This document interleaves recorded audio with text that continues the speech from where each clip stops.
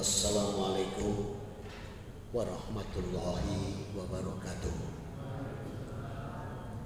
Innal hamdalillah nahmaduhu wa nasta'inuhu wa nastaghfiruh wa na'udzu billahi min syururi anfusina wa min sayyiati a'malina may yahdihillahu fala mudilla lahu wa may yudlil fala hadiya lahu.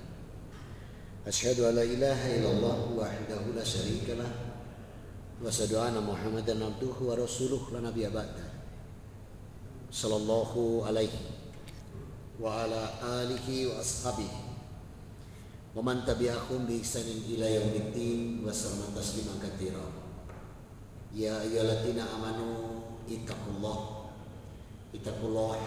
haqqa tuqatih wa la tamutunna illa wa antum muslimun.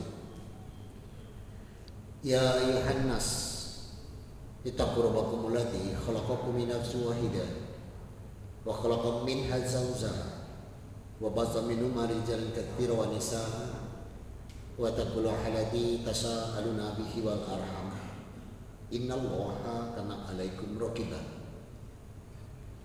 Ya ayyuhalladzina amanu ittaqullaha wa qulu qawlan sadida yuslih lakum a'malakum wa yaghfir lakum dhunubakum wa may yuti'illah wa rasulahu faqad fasafatan adima. Amma ba'd.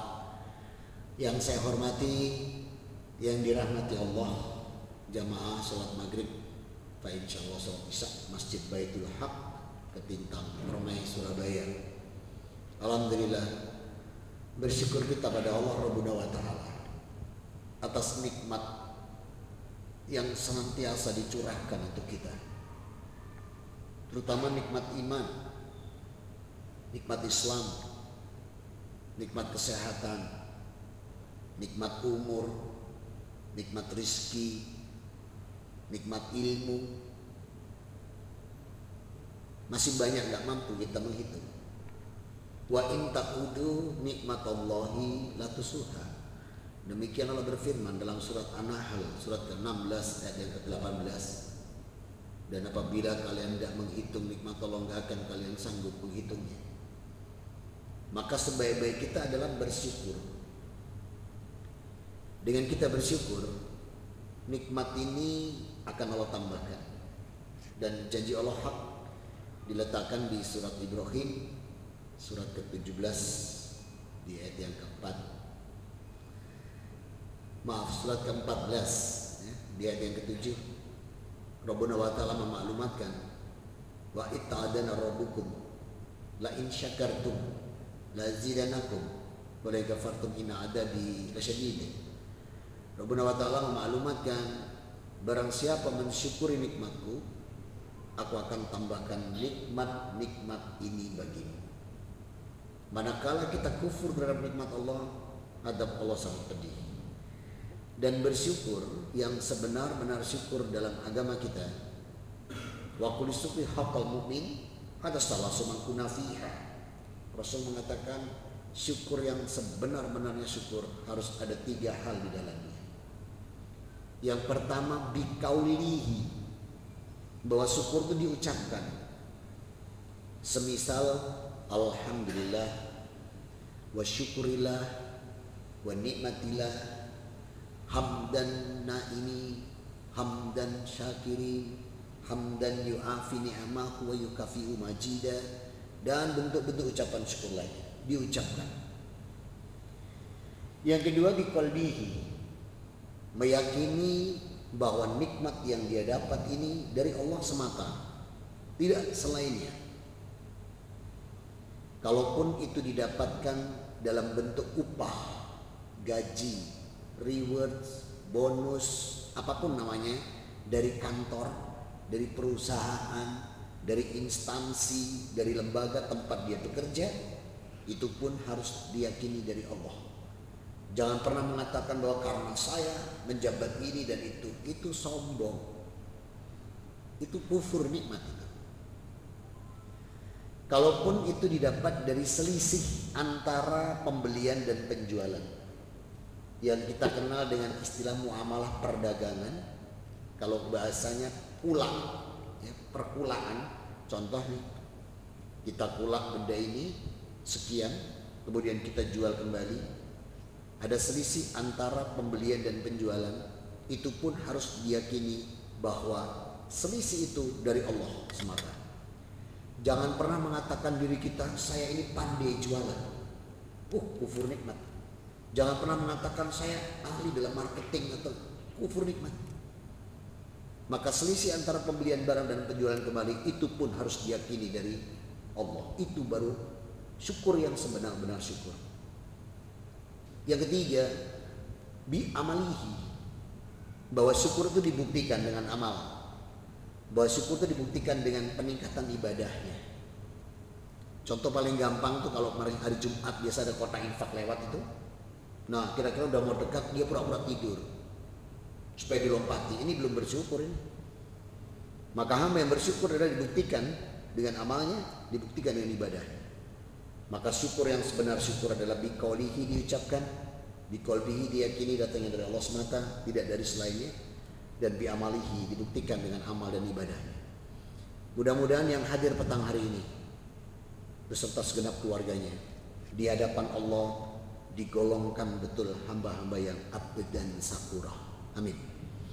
Salam dan salawat tercurahkan pada junjungan kita Nabi Muhammad SAW.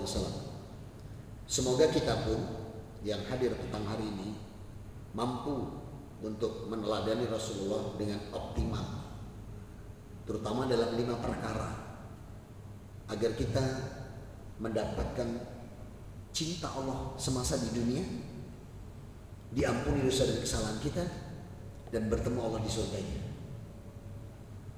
Dan ini Allah katakan dalam surat Ali Imran, surat ketiga, di ayat yang ke-31.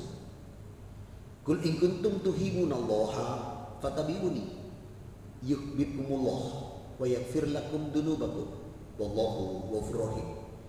Katakan Muhammad, apabila mereka benar-benar mencintai aku Rabbnya, ingin masuk surgaku, ingin bertemu denganku, katakan fattabi'uni. Rasul mengatakan ikuti aku. Maka siapa mencontoh Rasulullah Muhammad SAW, terutama dalam 5 perkara, yuhibbukumullah, Allah akan mencintainya, Allah akan merahmatinya di dunia ini. Wa yaghfir lakum dzunubakum, dosa dan kesalahannya dihapus. Dan 5 perkara ini adalah yang pertama, cara beribadah, mengikuti Rasulullah. Yang kedua, cara menjalankan muamalah, mengikuti beliau. Yang ketiga, cara menjaga ukhuwah, mencontoh beliau. Yang keempat, cara menegakkan syariat, mengikuti beliau. Yang kelima, akhlakul karimah. Kita bisa 5 ini, fa insyaallah kita akan mencapai derajat yang disebut muttaqin, husnul khatimah, dan ahlul jannah. Amin. Semoga yang hadir petang hari ini beserta segenap keluarganya digolongkan Allah hamba-hamba yang muttaqin, husnul khatimah, dan ahlul jannah. Amin. Saudara-saudaraku, hari ini insyaallah tanggal 17 bulan ke-8 atau bulan Sya'ban, yang hanya sekitar nggak ada 2 pekan lagi kita akan masuk bulan ke-9, yakni bulan Ramadan. Betapa luar biasanya bulan Ramadan ini Allah memberikan nikmat, Allah memberikan pertolongan, Allah memberikan kemudahan. Saya tidak membahas fikihnya di sini karena fikihnya sudah dibahas guru saya, Syekh Agung Cahyadi. Saya lihat beliau sudah membahasnya. Saya tidak membahas fikihnya, tapi saya mengambil dari sisi nikmat, sisi berkah, sisi rahmat yang Allah berikan di bulan Ramadan.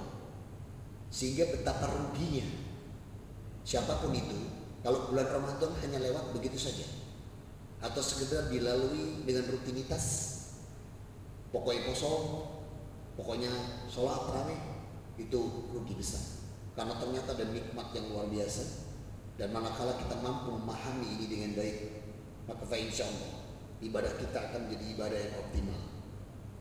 Yang pertama, saya ambil dari hadis An-Nasa'i, nomor hadis 2079.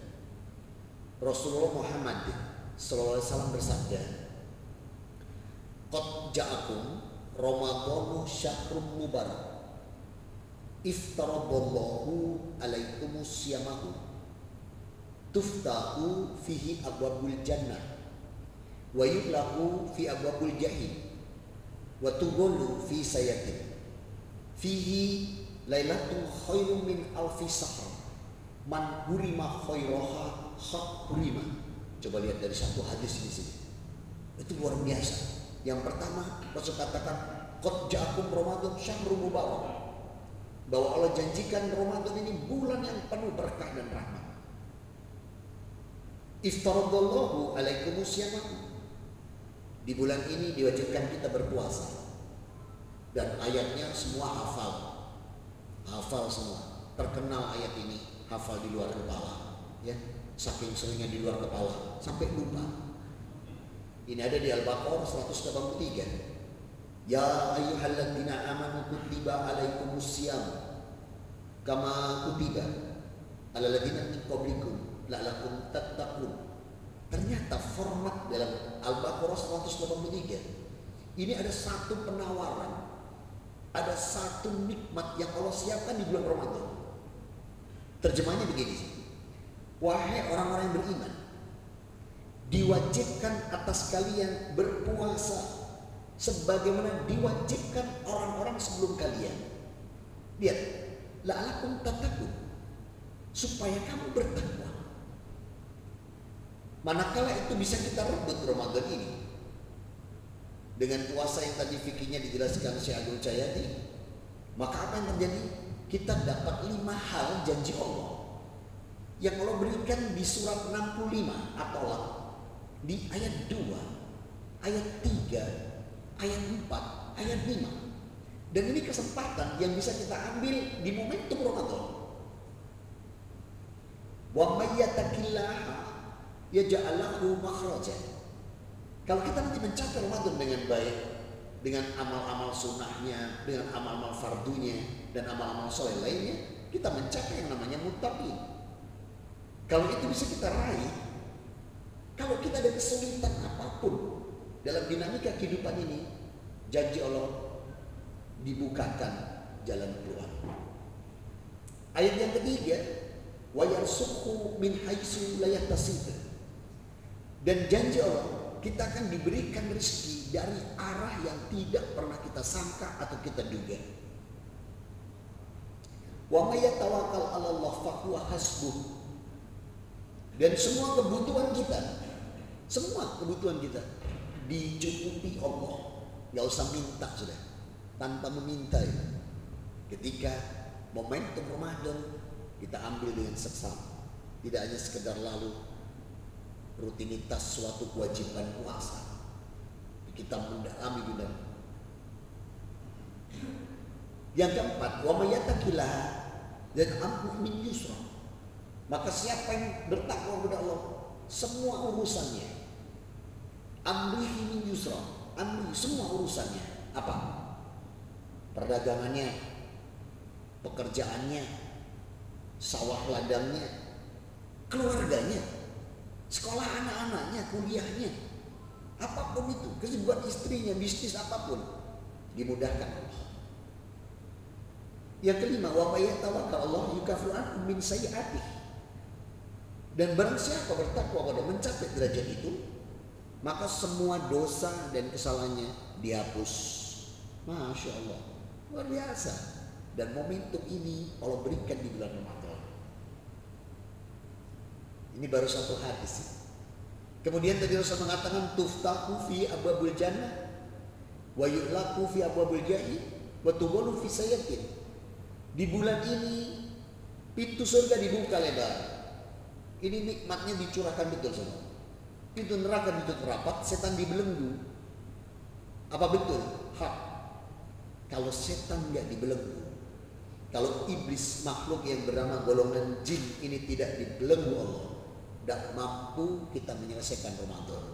Kenapa? Perhatikan surat 7 Al-A'raf ayat 16 dan 17. Qala fa bima aqwadai laqudana lahum siratal mustaqim Ini sumpahnya iblis.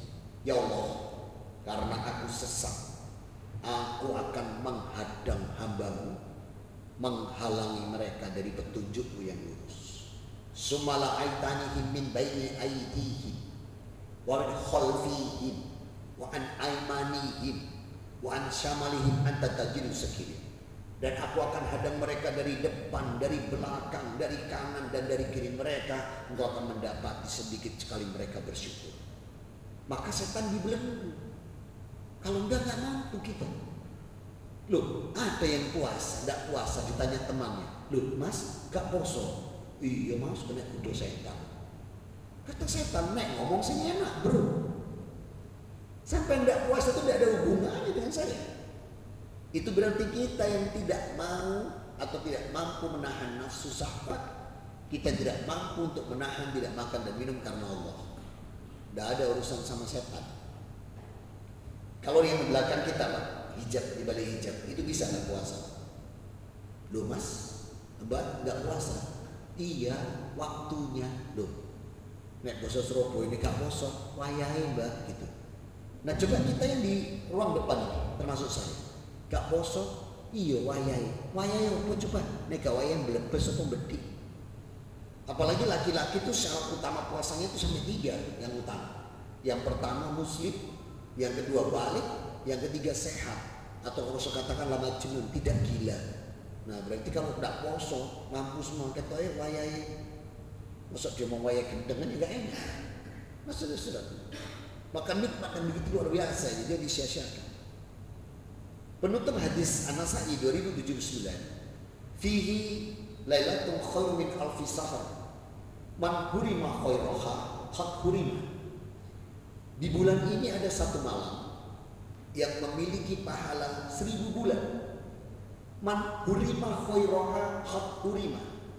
Apabila engkau tidak mendapatkan malam ini, sabda Rasul, maka engkau rugi pahala 1000 bulan. Kulna, sahabat kami bertanya, "Marhadal lail ya Rasulullah, kapan malam itu?" Qol, Rasul menjawab, "Taharau." Tahar itu rebut. Min asra yaumil akhir Ramadan fi lailatul witr. Cari itu, rebut itu di 10 hari terakhir di bulan Ramadan, di malam-malam ganjil. Tapi jangan dicegat. Malam 21 Baitul Haq, 22 tawaf di Royal Plaza, 23 Baitul Haq, 24 tawaf di Cito. Jangan. Kalimat Rasul taharo asra yaumil akhir Ramadan itu berarti rebut itu istiqomah di 10 hari terakhir. Mampu itikaf gak pulang. Kalau gak mampu itikaf secara putus, niatkan setiap 10 hari terakhir nanti waktu terawih itu niatkan itikaf supaya kita punya catatan itikaf. Yang kedua, saya ambil dari hadis Bukhari nomor hadis 37. Rasul sabda, "Man soma Ramadan imanan wa ihtisaban ghufira lahu ma taqaddama min dhanbi." Siapa yang berpuasa di bulan Ramadan dengan iman, ikhlas dan hanya mengharap ridha Allah, maka semua dosanya diampuni. Sahabat sempat bertanya, "Ya Rasulullah, aidan bi aqdamu indallah." Dosa yang mana ya Rasulullah yang diampuni oleh Allah? Qal kullu, semuanya. Untuk dosa kecil otomatis. Semua dosa kecil otomatis dengan puasa kita hapus. Dosa kecil dengan puasa kita hapus, hilang, nol. Tapi untuk dosa yang besar itu ada SKB. Apa SKB? Syarat dan ketentuan berlaku.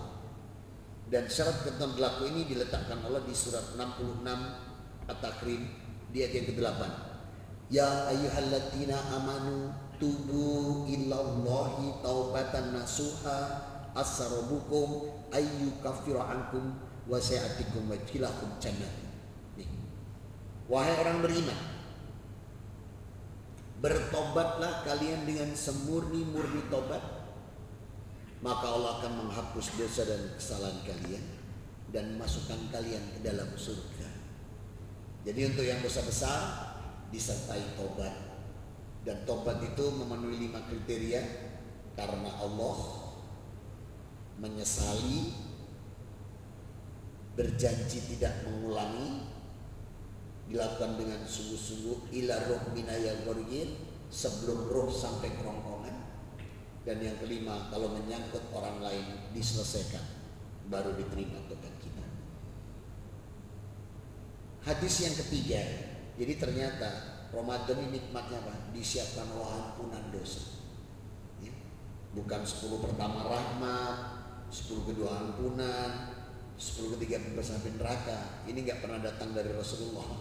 Ya. Tadi Rasul bilang qad ja'akum Ramadan syahru. Syahru itu bulan seluruhnya. Jadi Ramadan seluruhnya berkah. Jadi rahmat, bukan 10 pertama, kedua. Kalau misalnya 10 pertama rahmat, 10 kedua ampunan, 10 ketiga pembebasan dari neraka, kalau benar-benar ini dari Rasul, saya akan puasa tanggal 21 sampai akhir bulan. Kenapa? Saya pilih pembebasan dari neraka. Coba. Kalau kita keliru memahami sebuah ibadah, keliru amalan kita. Maka seluruh Ramadan itu rahmat, seluruh Ramadan itu ampunan dosa. Hadisnya Bukhari 37 tadi. Hadisnya An-Nasai 2079. Nah, pembebasan dari neraka kapan itu? Tirmidzi nomor hadis 618. Rasul bersabda, "Walillahi untaqahu minan nar wa dzalika kullu lailatin." Sesungguhnya Allah memilih hambanya yang dibebaskan dari api neraka kullu lailatin, di setiap malam di bulan Ramadan. Tirmidzi 618. Kalau Ibnu Majahnya 6023. Walillahi utaqa'u minan nar wa dzalika kullu lailatin. Sesungguhnya Allah memilih hambanya dibebaskan dari api neraka di setiap malam di bulan Ramadan. Jadi tarawih hari pertama, belum sahur kita, belum sahur. Tarawih hari pertama. Sahurnya kan paginya nanti. Itu sudah ditetapkan hamba-hamba Allah yang dibebaskan dari api neraka. Maka bertanya sahabat, faman ya Rasul, siapa yang dapat itu? Man atida qul saum, Allah berikan kepada hamba-hambanya yang di luar Ramadan itu rajin puasa. Seperti yaum isnain wal khamsi, dia puasa Senin Kamis. Mamin saumi salasa yaum kullu sahri, puasa 3 hari setiap bulannya disebut ayamul bid. Atau yaumal witr yaumal saum, dia 1 hari berbuka, 1 hari berpuasa, atau puasa daun. Itu hamba-hamba yang hari-hari awal sudah Allah bebaskan dari api neraka. Maka bukan di 10 hari ketiga. Sehingga kalau kita pengen dapat nikmat yang diuraikan dalam kajian tentang hari ini, itu berarti mulai hari pertama semastaqom, istiqomah kita dalam beribadah, beramal soleh. Kemudian hadis yang keempat menyangkut Ramadan dengan nikmat yang luar biasa dari Allah Subhanahu wa taala. Hadisnya Muslim, nomor hadis 1945. Rasul bersabda, kullu amalan ibnu Adam hasanatu asru amsaliha ila sab'amiyat di'fin. Qallallahu azza wa jalla ila saum fa innahu li wa ana ajsi bih yahdahu syahwat wa ta'amahu min ajli lisaini farhataini inda fitrahu wal farhataini inda liqa rabbih. Artinya, kullu amalan itu adam hasanah asal amsaliha ila sab'amiyat dikfin. Satu amal kebaikan, satu amal soleh, satu amal ibadah anak cucu Adam di bulan Ramadan itu dikasih pangkat derajat 10 sampai 700. Contoh, sholat berjamaah berapa pahalanya?